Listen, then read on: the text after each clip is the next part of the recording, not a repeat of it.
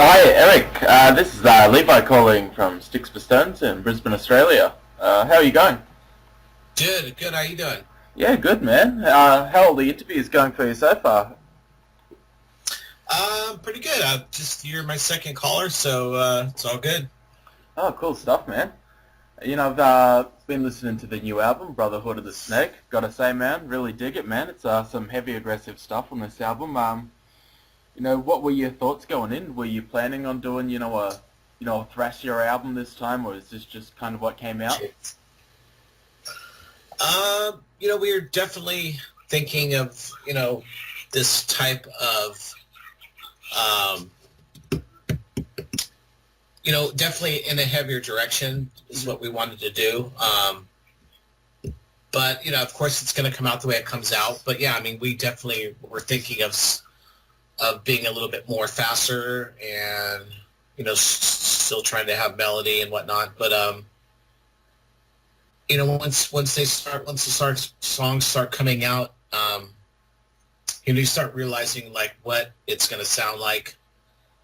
You could try to go, okay, I want to sound like this, but then I think whenever, for me, like when I try to write riffs like that, they sound like I'm trying to write a riff. Yeah. So yeah, it's a little bit of both, I guess. I don't know. Yeah, cool.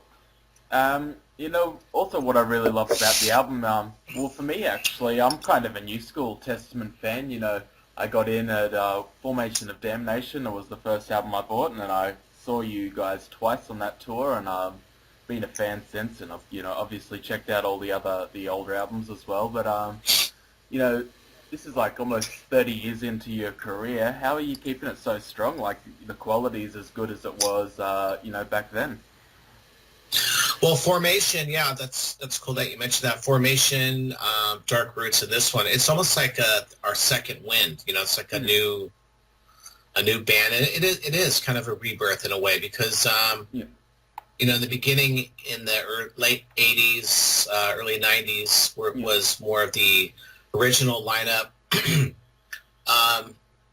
Late '90s, early 2000s is when we were kind of the original lineup, was no longer original lineup, and it was more Chuck and myself. So we went in a heavier direction with Low, Demonic, and The Gathering. Yeah. And then, now this, the Formation, Dark Roots of Earth, and Brotherhood of the Snake are kind of, I guess, summing it all up together, of all those styles and stuff. And this, the new record, it's got a lot of, I guess, the vibe of the first record, but it's got the more modern, cohesiveness of like The Gathering. So I think it's kind of right where we should be as far as if we were a band that, or we are a band that, could still hold our own in this genre of music. Yeah, for sure. Now, when you go around to picking set lists, is it difficult to kind of please, fans of all the eras of the band? Obviously, The Ritual and The Legacy, they're all very big albums, Practice What You Preach. But the new stuff's really cool as well. What do you try to put on the set list? Well, that's a good question. It depends on how much time you have. Yep. If like right now we're getting ready to support Amon Amarth in Europe, and Yeah. we get just a little bit under an hour. Mm-hmm. So that's like 10 songs. So that's a really tough one. You gotta, we're gonna start off playing maybe like three songs off the new record. And then of course you have to play some classics and then some other newer stuff. So it goes pretty quick, once you start looking into it like that. As a headliner, it's going to be a little bit easier. We'll probably play, 5 songs off the new record, I would imagine, since the record's pretty strong. Yeah. And then, a lot of title tracks from the past. But, there's a lot of stuff that never, ever had a chance to get played. Yeah.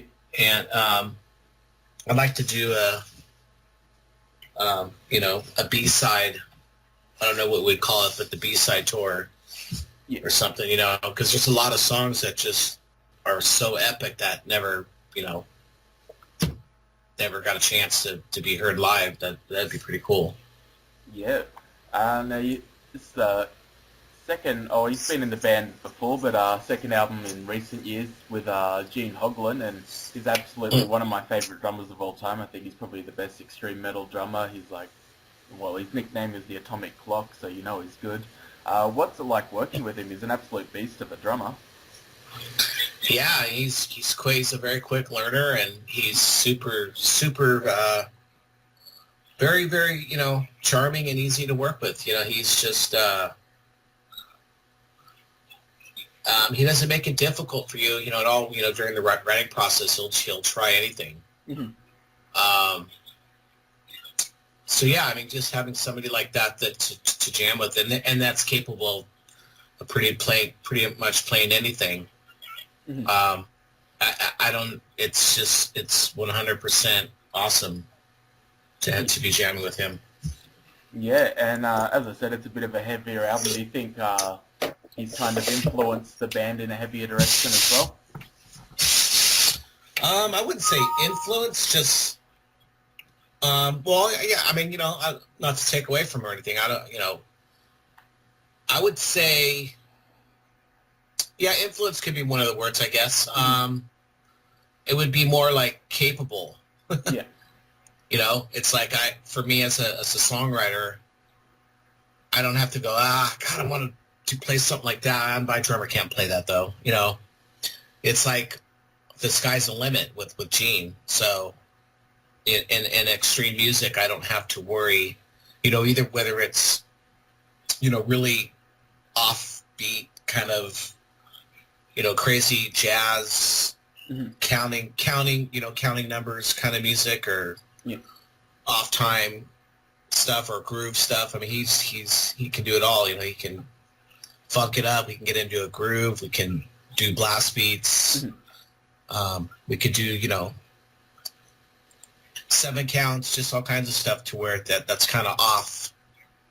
And he's pretty much as far as like his BPMs, if you he could probably guess it with, either dead on or one off of what the BPMs are of what we're playing, like if a tempo, if I say play it around 150, he'll pretty much nail it. If I put a click on it, probably be pretty accurate. Yeah, for sure. Now, this year and last year as well, but pretty much there's been so many great thrash albums come out. All of the big four have released an album within the last year. I know Metallica's got one coming out next month, and Yeah. it's all been the quality of all those albums has been fantastic. Are you surprised that all your contemporaries from 30 years ago are still as strong as they were back then? Yeah, surprised, and at the same time, not surprised. Just the commitment of this genre, Yeah. the thrash metal genre is not, from the day one, we weren't in it to get laid or to be, like, look at me, or, Mm-hmm. we weren't that kind of, we weren't in that genre of bands. It wasn't the glam, it was more about the music, I think. I think all the bands that, from the thrash metal genre, all their heroes were the British wave of heavy metal, and just bands like, the late 70s, just a lot of music, really heavy music, but a lot of, really memorable stuff, and doing it in the thrash stretch. Seems like when thrash first came out, people thought, I don't think they understood it right away. They were thinking more, it was just like, kind of like a punk movement or something, just playing as fast as you can, but evolved into, just like classical music is super extreme and crazy, and that's kind of, I think not classical, but thrash music has evolved into taking elements from everything and making it more musical. If that makes any sense. No, definitely, I agree 100%. I think there's a huge connection between classical music and metal and thrash metal as well. Yeah, it's just a lot, the leads and the arrangements and the contents of the lyrics are usually they're a little bit more than just regular pop music or whatever. It's more involved. It's more epic and like a novel. It's something will stick with you. I think that's why the fans are so fanatic too. It's yeah, I guess that's the best way to put it. It's just like an epic novel. It's rather than just a dog and pony show. Yeah, for sure. I talked to Chuck a few weeks ago. He said there was no concrete plans, but definitely looking into a tour of Australia next year. Have you got any more information about that? Is it something you're keen to do? Well, I know that I've said it in interviews already that it looks like we are, well, not we are, but we're planning. I know they're talking about January, February of us coming to Japan and Australia. I haven't heard the green light on that yet. I know that they're talking to people to see if we can make that happen. So, yeah, I mean, that's giving information away before it's time, but, it's maybe if we all,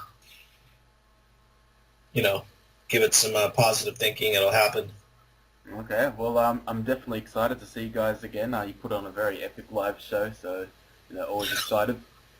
Yeah, one way or another, we're going to get there on this record. So, whether it's, this coming February or we have to wait, wait a little bit later in the fall or I know summer, definitely we wouldn't be there in the summer. It'll probably be, if we don't get there in February, I would imagine, maybe June. If not June, then definitely the fall. But right now, I know our promoters are looking at February, so hopefully that happens. Yeah, definitely excited for that. I'd just like to get your comments on this. I know a couple of days ago, you're doing a DVD for the Legacy, and I know Greg Christian came in. I know he's pretty positive on the day, and you guys, shook hands, but afterwards left some, resentful comments on Facebook. I'm just wondering what your take on that situation is. I didn't actually see Greg. What did we do? I think it was like I think it was Thursday, Friday, Saturday. We knocked out a bunch of birds with one stone. We shot the new video for the Pale King. And then at the same time, we had a bunch of people come down, which was really awesome because the next year is the 30th anniversary of the Legacy. We got our first manager, who was just one of our friends from back in the day, to come and talk. We got not the original, but the drummer who played on the Legacy demo, who replaced Lou, but then Lou came back, got back in the band before we even were signed. Of course, our original singer, Zetro, the original guitar player, my cousin Derek, and then of course the original lineup, and just everybody that was involved with it. I mean, even our first roadie. Wow. So yeah, it's a lot of different people coming out from the woodwork to talk about the Legacy and the record, which was pretty cool. Regarding Greg Christian, yeah, I heard that he had a pretty good interview and everything seemed to be cool. I'm not aware, and I really don't pay attention to Facebook and stuff like that. So many other things to do. I'm not aware of what he said, so enlighten me. Okay, well, I've got the quotes up here, but yeah, he said, basically said it was a good day, it was all positive. Then he came back saying, so first he said it was killer, good. Then he came back, 10 minutes? 10 minutes or an hour? Yeah, he just said he regretted the last 6 years of the band, pretty much. Was he treated bad at all? I don't really know what goes on inside the band, but Do you think there was ever any problems with him? You know, we all get out there, and the road's not easy. Mm-hmm. But we definitely don't travel around in a van. Yeah. You know, we travel pretty comfortably. You know, we have enough to eat. We make decent money. You know, I mean, if you had to look at it as a job, I mean, you would definitely have a good job. Mm-hmm. You know, I don't know what to say to that. Just, you know, whatever his personal strife is, I don't know. Yeah, fair enough. I just thought I'd clarify on that, but it's good to know. Yeah. Too bad. You know, I wish him all the best, and some people just aren't happy. I don't know what to say. You can't. You kind of just throw your hands like I don't know. Yeah. Yeah, Well, you know, you talk crap and say stuff, you know, go back and forth, but I've just always just been like, I don't know.